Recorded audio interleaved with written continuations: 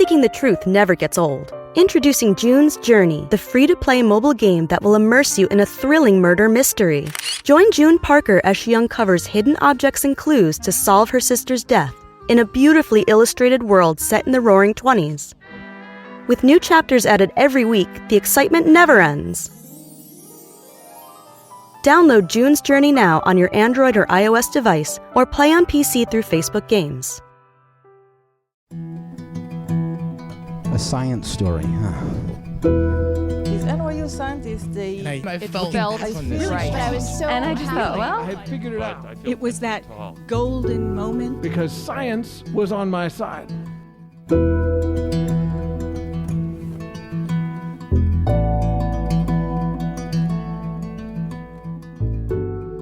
Hey everybody, welcome to the Story Collider, where we bring you true, personal stories about science. I am your host, Erin Barker, and this week we're presenting stories about secrets. Those things that we're afraid to share, that we keep hidden.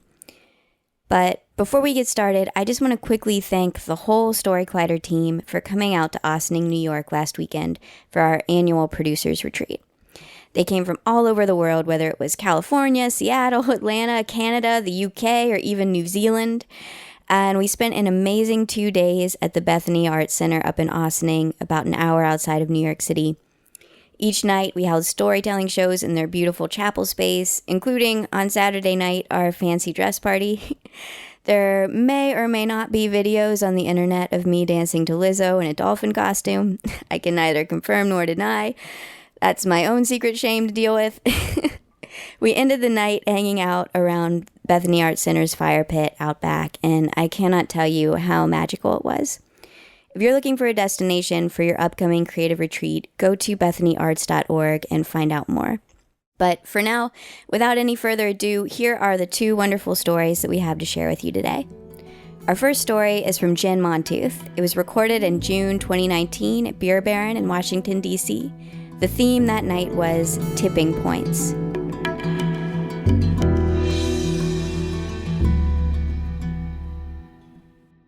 I am an adult. I'm saying this to my 22-year-old self over and over as I'm looking down at my graduate school acceptance letter. And I'm like, I am finally on the right track. I am on a track, at least. It's better than none. This is going to be the first time in my life where I'm no longer a barista, where the steamed milk is constantly burning my hands. For once, I don't have to work 3 or 4 jobs in college just to pay for college. I am going to be a scholar, a historian, if you will. And then I'm going to get a real job. And then I'm going to come home at the end of the day and drink a glass of wine. That's right, out of a glass.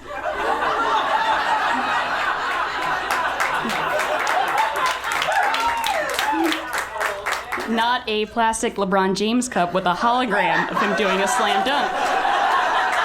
We'll have real cups in my house.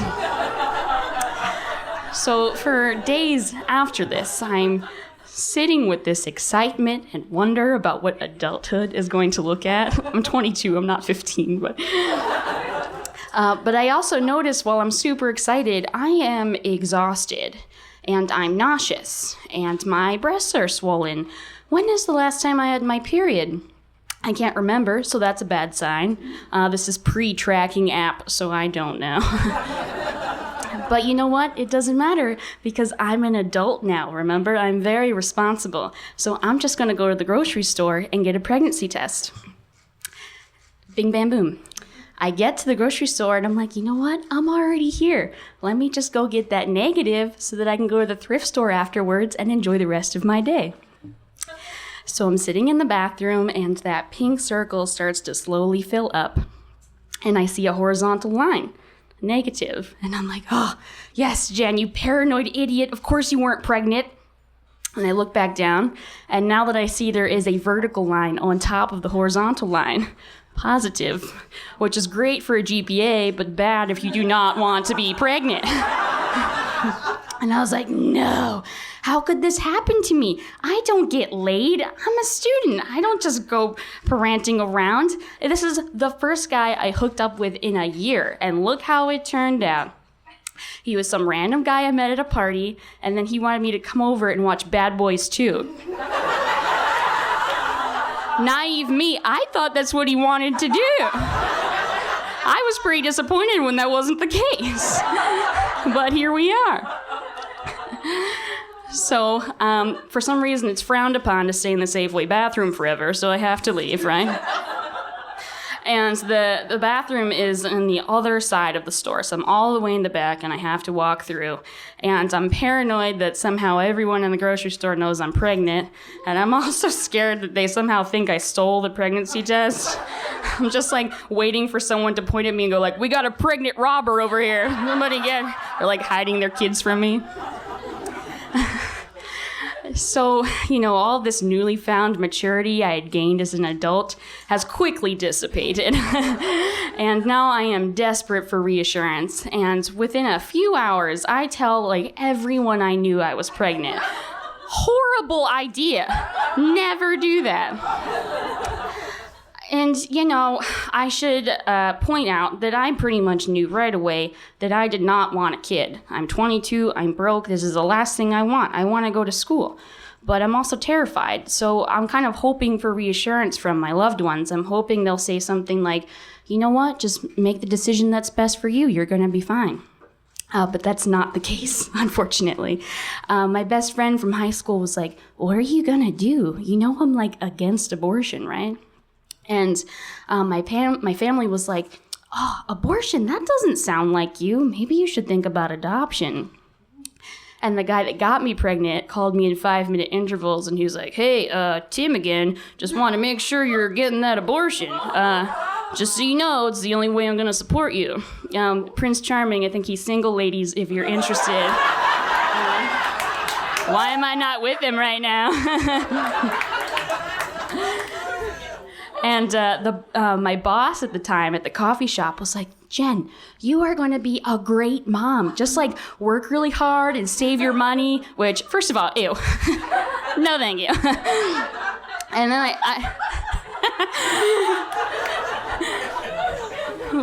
no, it's so gross.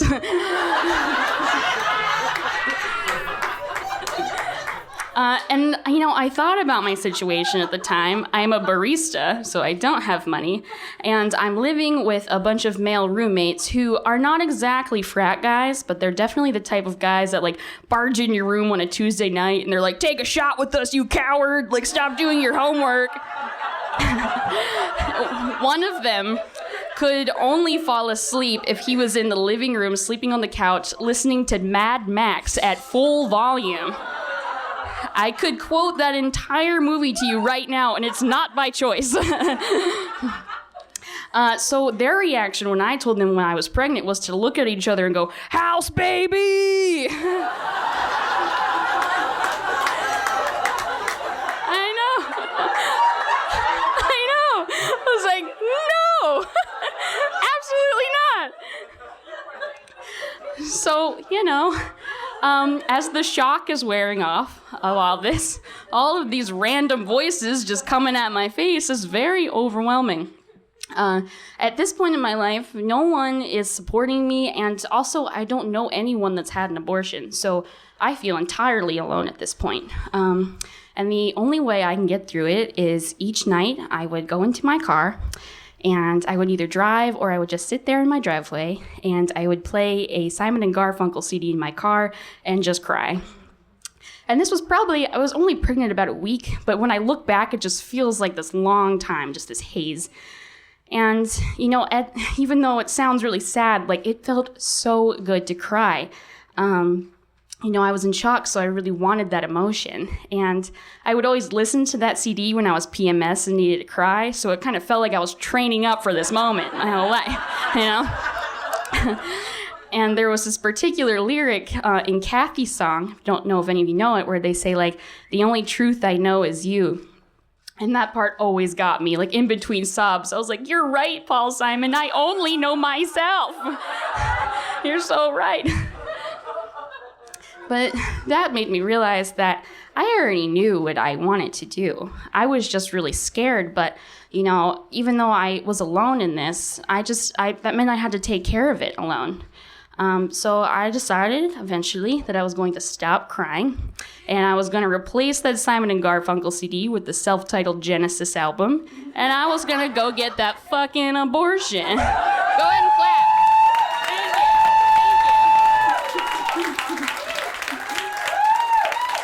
You're fucking right, I got that abortion.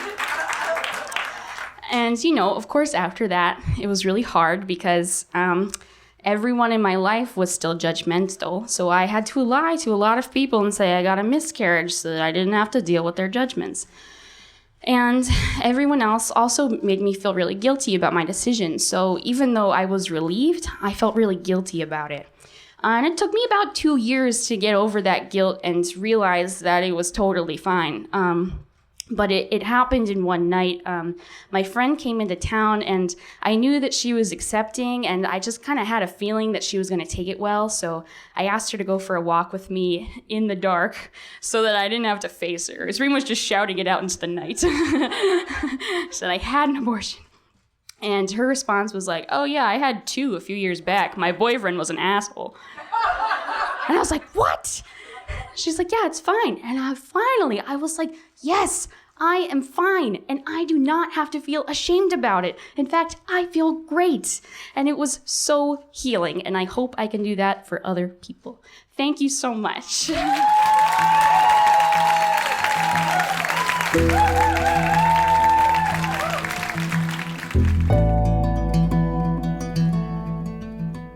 That was Jenn Montooth. Jenn is a public historian for the National Human Genome Research Institute, where she helps with the public's understanding of genomics and captures the history of the Human Genome Project. She received her master's in public history from UMBC, where she focused on the Black Power movement. Jenn is the executive producer of the live storytelling show Health's Angels, personal stories about women's health, where women can share their mental, physical, and emotional health stories. Jenn, I love that show title. Seeking the truth never gets old. Introducing June's Journey, the free-to-play mobile game that will immerse you in a thrilling murder mystery. Join June Parker as she uncovers hidden objects and clues to solve her sister's death in a beautifully illustrated world set in the Roaring '20s. With new chapters added every week, the excitement never ends. Download June's Journey now on your Android or iOS device, or play on PC through Facebook Games. Our next story today is from Anna Miller. It was recorded in June 2019 at the Dandy at Adventurous Modern in Milwaukee. This was the launch of our Milwaukee homestage show, and you can catch us there again on October 17th.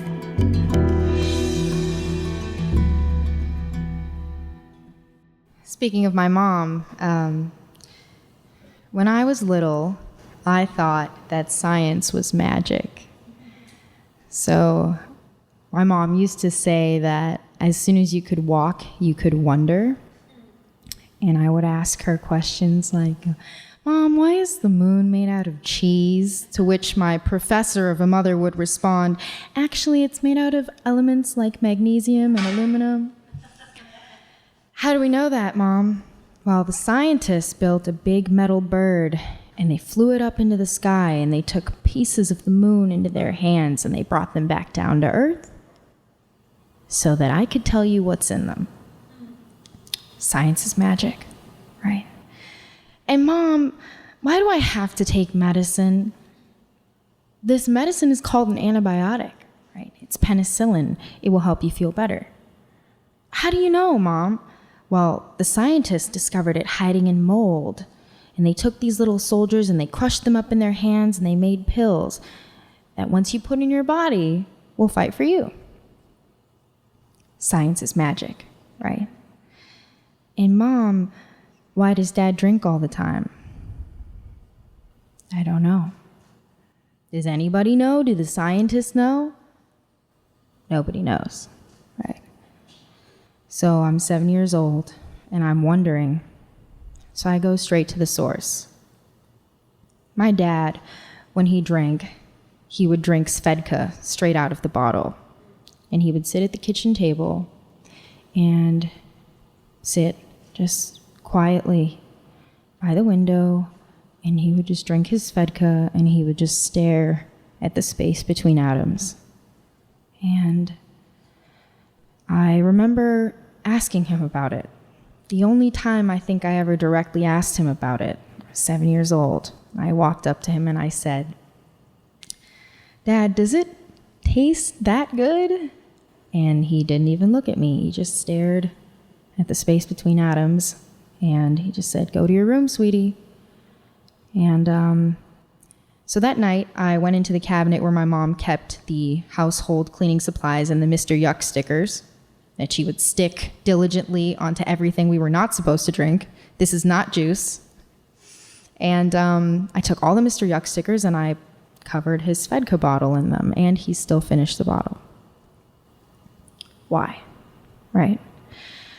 I think growing up in that house, we all wondered why. And wondering why became a part of me, just as I'm sure it was a part of him. By the time I was old enough to drink, and by this I don't mean legally, I mean old enough to figure out how to get alcohol, it was Thanksgiving, I was in middle school, and my parents had all this dinner wine. My dad would drink an entire bottle of Svedka, but this much dinner wine. Why, right? And so I stole the dinner wine, and I drank a lot of it, and it burned going down, and it burned coming back up, and it was, ugh. But I do remember this feeling of release, right? This feeling of release from tension, this place where you forget things, where things aren't the way they used to be. I remember that. And nobody ever found out, or if they did, they didn't say anything. As I got older and I started exploring more, now I'm in high school, I started to get my hands on things that weren't alcohol, drugs, right? So I grew up in a small Wisconsin town, and there's really not that much to do if you're in high school, except for drugs, at least for somebody like me who stands out. Somebody who's terrible at sports and really good at art and really good at music and likes to skateboard, but doesn't really fit in. So here I am in high school, doing drugs. Somehow I'm still in all the honors classes, AP English, and just really skating by on my smarts, passing my tests, not doing any of my homework. And it starts to get worse and worse and worse. And by the time I graduate, I need to go to rehab. I didn't go voluntarily. My mom locked me in the car and she drove me to rehab. And the rehab she took me to was the rehab my father was staying at. At this point, he was in and out of rehab all the time. He had lost his family, he had lost his friends, he had lost his job, he had lost himself, he'd lost his mind. And I remember pounding on the windows of the car as we were on our way to the rehab. And when we got there and I saw my dad walk down the stairs, I recognized that look, right? He was staring at me, but he wasn't looking at me. He was looking at the space between atoms. And my mom threw my suitcase out onto the ground, and my dad picked it up, and I followed him up the stairs to his room, which was full of bunk beds. Bunk beds full of people just like him. But there wasn't a bunk bed for me because everything was full, so they roll in a hospital cot, and I'm sitting there with my suitcase. I have no idea what's in it. I've been up for days, and we're just sitting there quietly. And he asked me, he said, "If you could leave right now, what would you do?" And I said, "I would get high." And he said, "Well, you're not leaving until that answer changes." And so I made it about 3 days.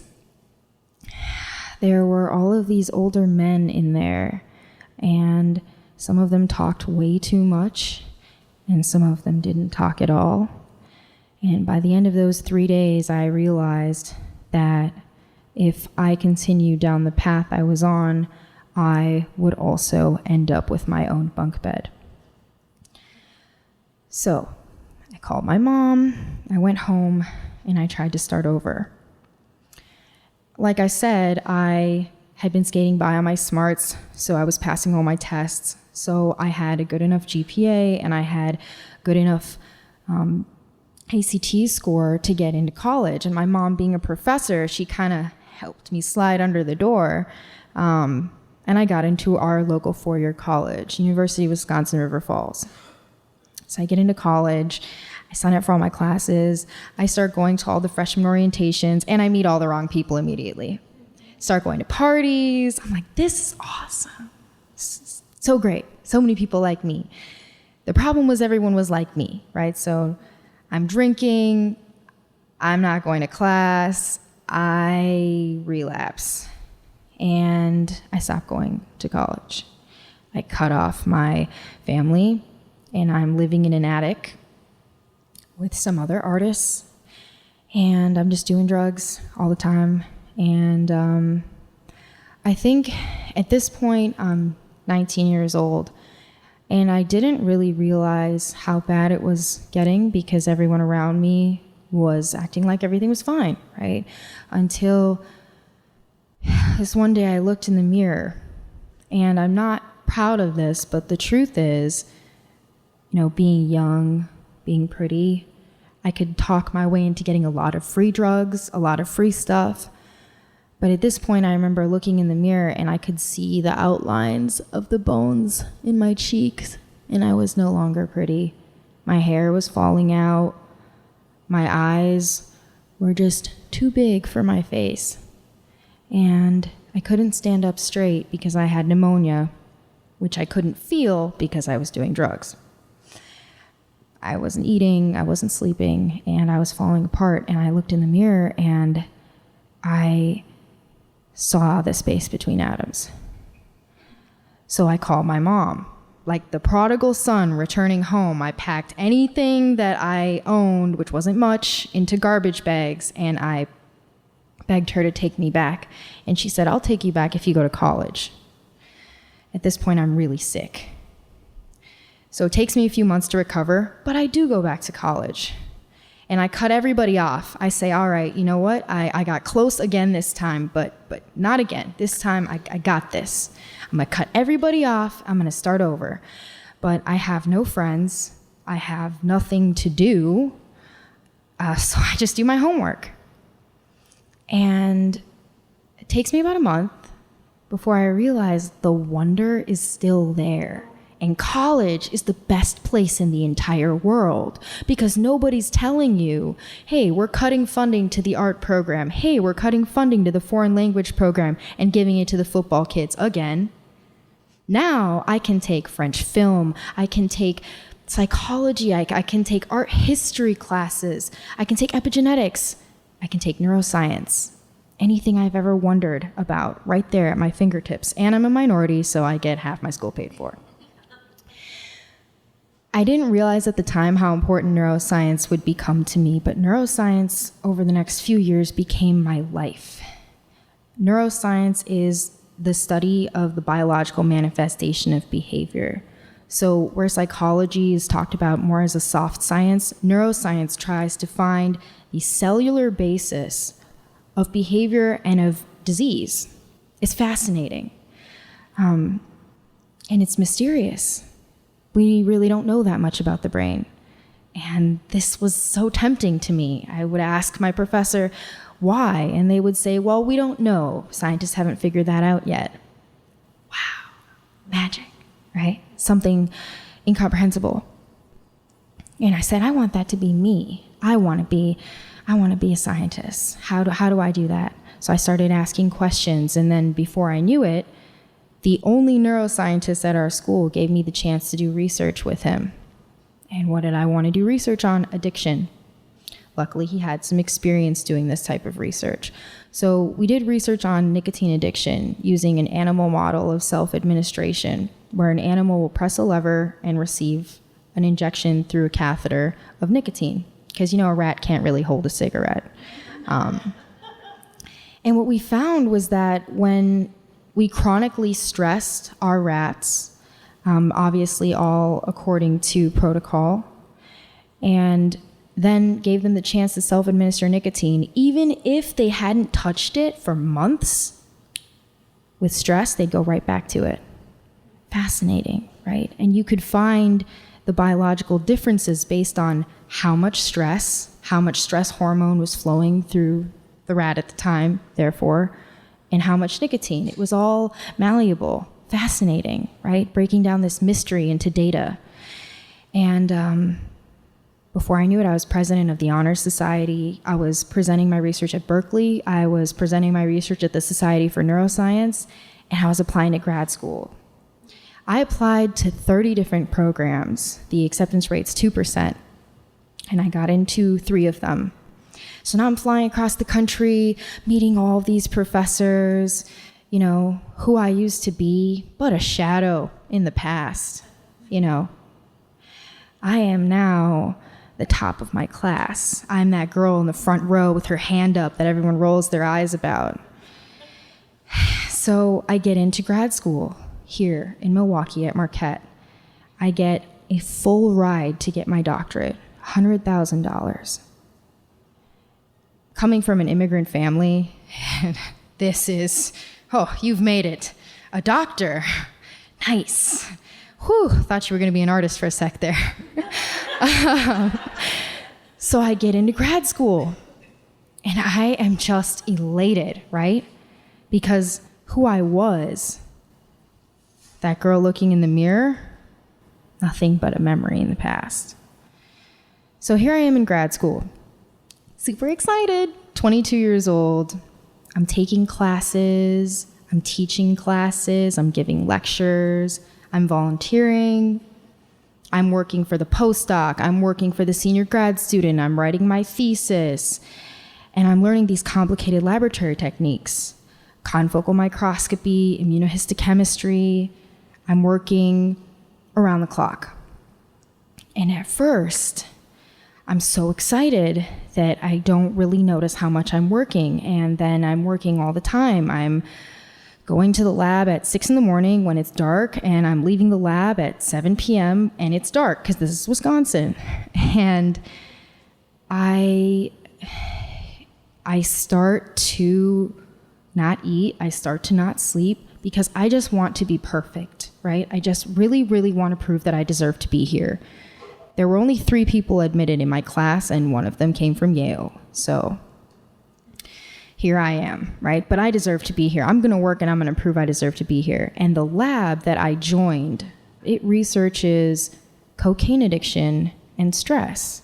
And they have found some pretty similar findings, that the stress hormone cortisol, when it's released, it can actually set the stage for triggers of drug use to kind of come up to the forefront. When you're stressed, you're in this like state of constant alertness, such that cues that might otherwise have gone unnoticed can actually trigger you to crave when normally they wouldn't.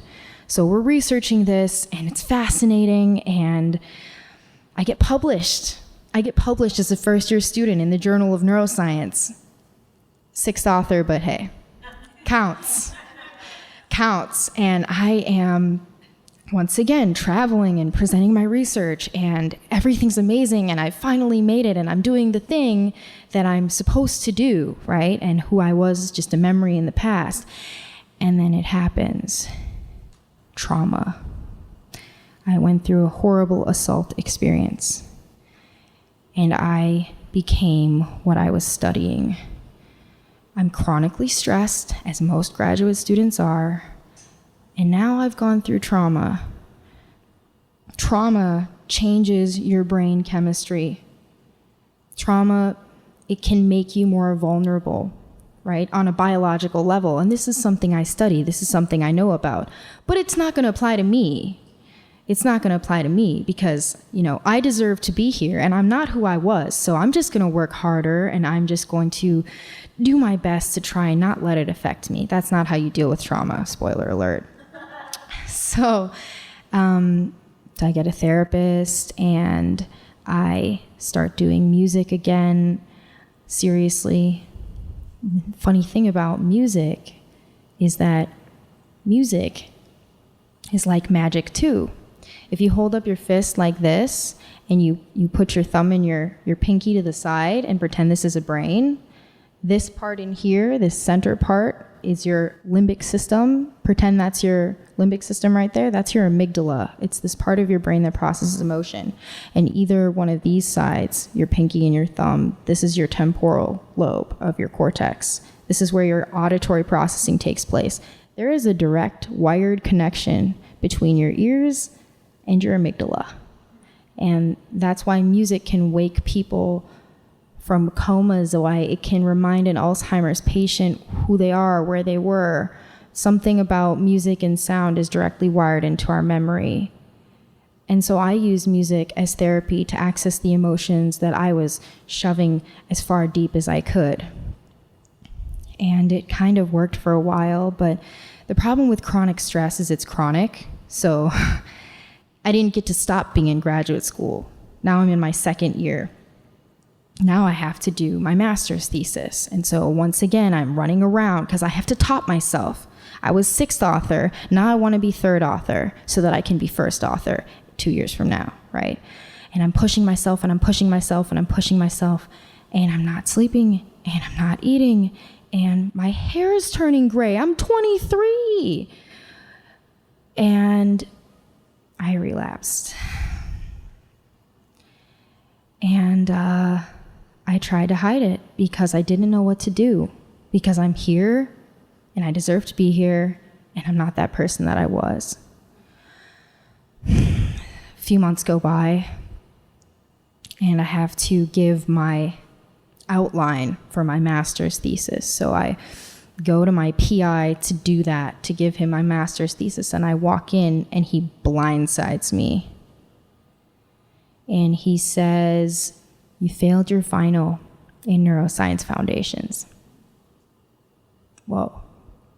And then he says, because of that, we have to put you on academic probation and you have a choice that I need you to make right now. And I'm like, what? And he says, you can either stay and extend your stay and stay in this program, right, for another year, which would mean 6 years total, or you can go. If you stay, and I know you just put out an album, which is what he said, if you stay, I need you to give 200% to neuroscience. And I'm sitting there, no sleep for days, trying to remember everything that I've learned all the time and apply it in the right ways in the right places, and trying not to mess up the research, frustrated that my experiments won't work. Apparently no one's experiments work at first. That's why you do it for so many years. And trying to keep it all together and trying to be perfect. And I'm like, that's a whole nother 100% than I've given you. Like, I have nothing more to give. I'm already spending my Christmas in the lab with the lab rats. The only difference between me and them is I'm on the other side of the cage. That's it. Like, I'm like, I can't. If I give you anything more, I won't have anything left of myself. And so I just probably should have taken a second to think about it, but I said, I think I'm done. And I got up and I walk into my office and I just sweep everything off my desk, all the data, all the notes, all the Post-its of everything, the little vials with the brains in them, and probably shouldn't have kept that, but it's fine. And just sweep it all into these garbage bags. And why does my stuff always end up in garbage bags? And just cramming it in there, and the graduate students finally look at me, and they really look at me. And I take all my stuff, and I just run down 3 flights of stairs as fast as I can. I just run with my stuff, and I burst out the doors, and I get outside, and I'm on the sidewalk, and I look up, and it's day. It's day and the sky is blue, and I haven't been outside during the day when the sky is blue in months. And I'm free.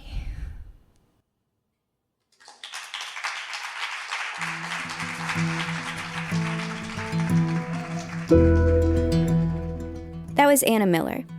Anna is a graduate in neuroscience and psychology from the University of Wisconsin River Falls. When she's not being an academic scholar, she is a trilingual artist. In the Milwaukee music scene, she's better known as Mwgli, which I believe is pronounced Mowgli. Born in Bogota, Colombia, and raised in a Greek-American family, her music combines Latin soul and New Age hip-hop with moody, ethereal, and exotic soundscapes. During her time as a student at Marquette, she was published in the Journal of Neuroscience. She's now researching how we fight stress and the effects of drug addiction. The Story Collider is grateful for the support of the Tiffany & Co. Foundation and of Science Sandbox, a Simons Foundation initiative dedicated to engaging everyone with the process of science. The Story Collider is led by me, Artistic Director Aaron Barker, as well as Executive Director Liz Neely, with help from Deputy Director Nissa Greenberg, Operations Support Manager Lindsay Cooper, and the rest of our amazing team. The stories featured in today's podcast were from shows produced by Miriam Zaringholm, Shane Hanlon, Nikisha Roberts-Washington, and Genesis Renji. The podcast is edited by our podcast team, including Zoe Saunders, Gwen Hogan, and Jun Chen. The theme music is by Ghost. Special thanks to Beer Baron and the Dandy for hosting these shows, and to Bethany Arts Community once again. Thank you so much for having us. Thanks for listening.